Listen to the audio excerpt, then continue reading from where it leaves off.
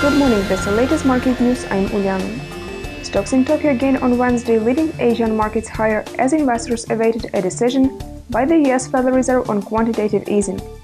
The Nikkei 225 rose 1.2% with the dollar moving back above 108 yen, a level it broke through last Friday for the first time in 2 weeks.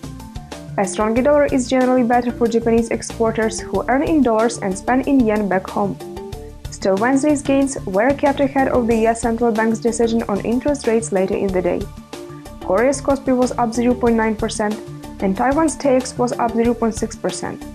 The Dow 30 rose 1.12%, the S&P 500 index rose 1.19%, while the Nasdaq Composite Index rose 1.75%.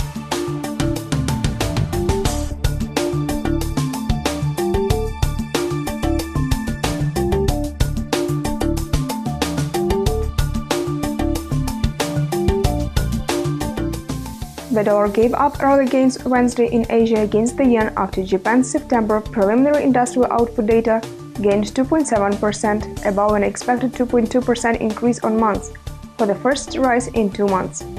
US dollar Japanese yen traded at 108.19, up 0.04, while Australian dollar US dollar changed hands at 0.8862, up 0.07%.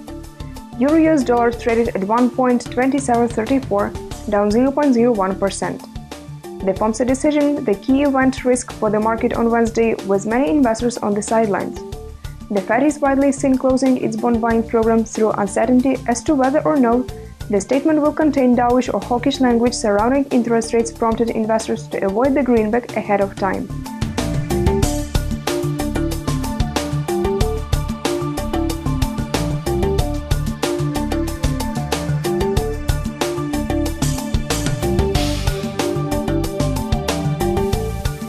Monetary policy for Britain is in focus today with the monthly update on money supply data.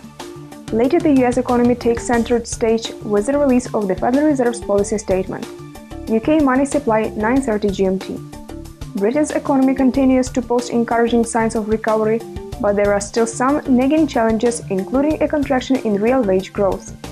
In the last report, the annual rate of growth for a broad definition of money slowed to 3.5% as of August, the lowest since January.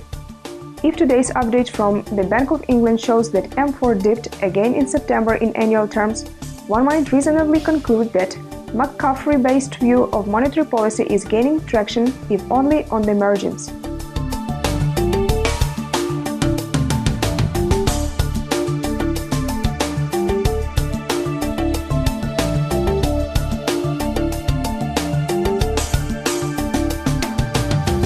It was the latest market news provided by ICO FX. Goodbye.